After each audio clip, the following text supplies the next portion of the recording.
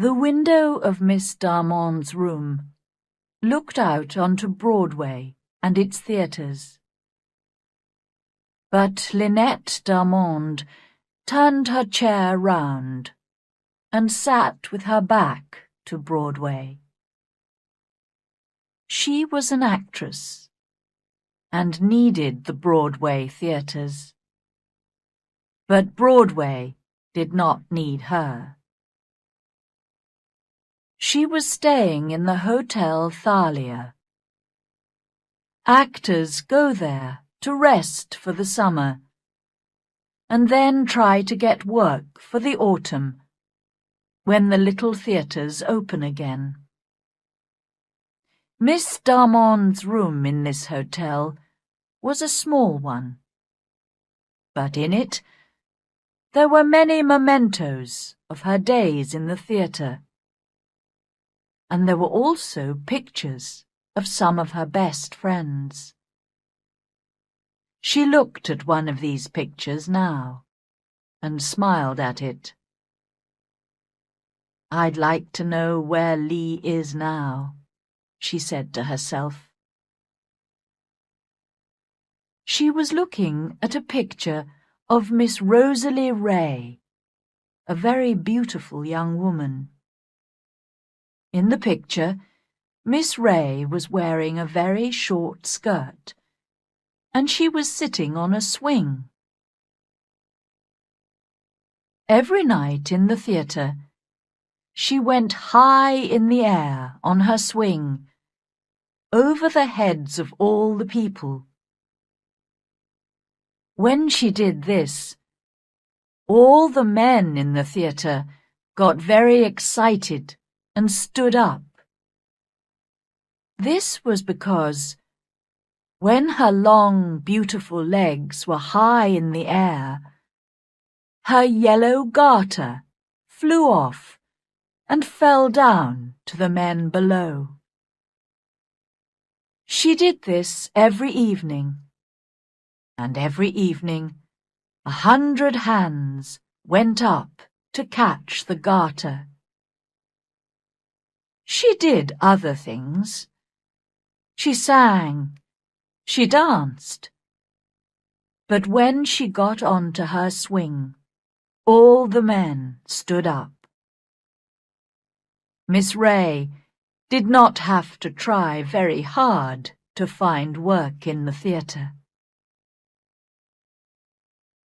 After 2 years of this, Miss Darmonde remembered, Miss Ray suddenly left the theatre and went to live in the country. And 17 minutes after Miss Darmonde said, "I'd like to know where Lee is now," somebody knocked on the door. It was, of course, Rosalie Ray. "Come in," Miss Darmonde called, and Miss Ray came in. Yes, it was Rosalie. She took off her hat, and Miss Darmonde could see that she looked very tired and unhappy. "I've got the room above you," Rosalie said. "They told me at the desk downstairs that you were here." "I've been here since the end of April," Lynette replied. "I begin work again next week, out in a small town." "But you left the theatre 3 months ago, Lee. Why are you here?" "I'll tell you, Lynn. But give me a drink first."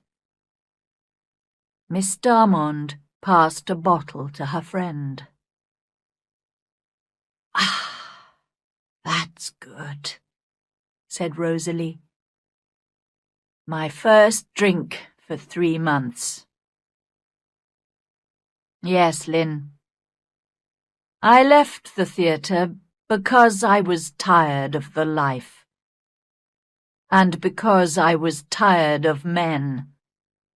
Well, the men who come to the theatre.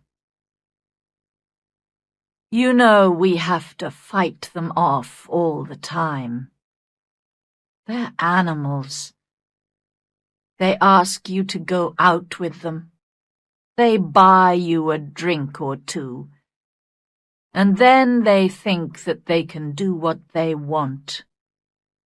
It's terrible.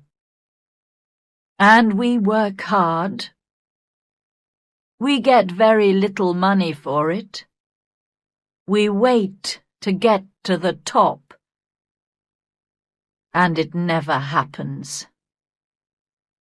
But most of all, I left because of the men. Well, I saved $200. And when summer came, I left the theatre and went to a little village by the sea on Long Island.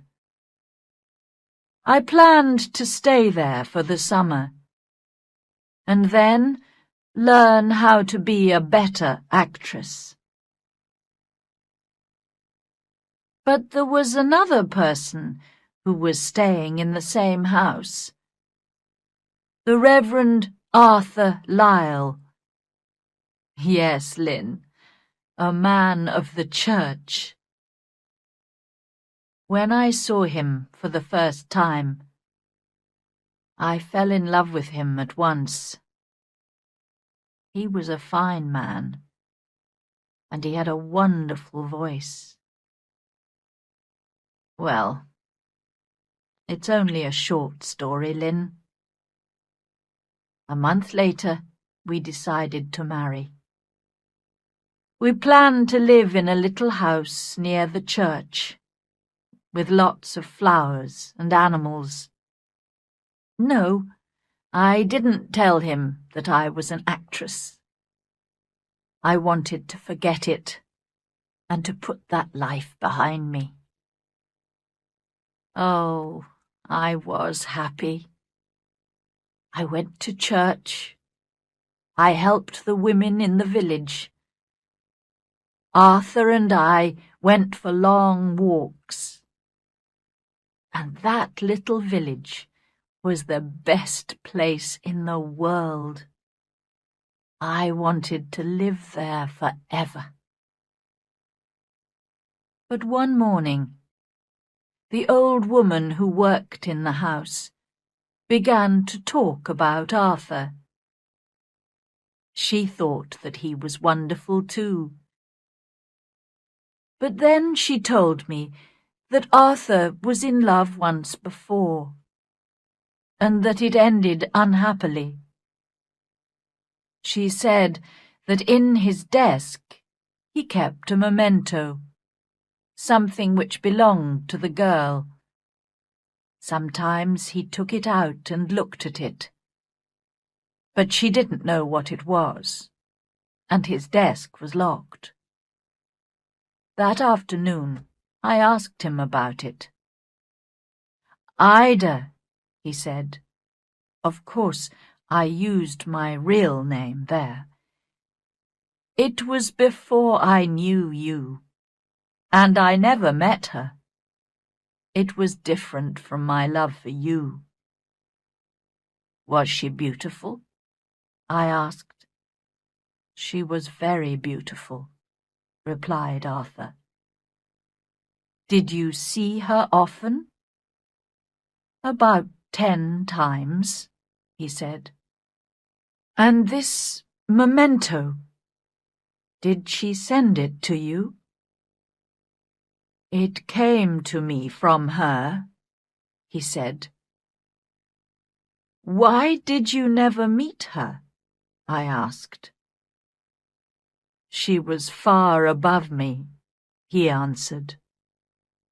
But Ida, it's finished. You're not angry, are you? Why, no. I love you 10 times more than before. And I did, Lynn. Can you understand that? What a beautiful love that was.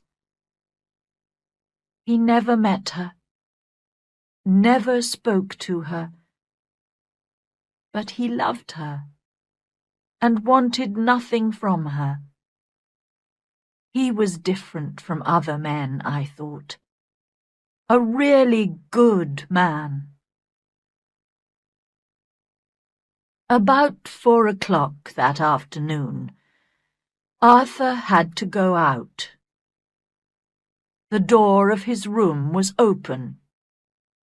His desk was unlocked, and I decided to look at this memento. I opened the desk, and slowly I took out the box and opened it. I took one look at that memento, and then I went to my room and packed my suitcase. My wonderful Arthur, this really good man, was no different from all the other men. But, Lee, what was in the box? Miss Darmond asked. It was one of my yellow garters, cried Miss Ray.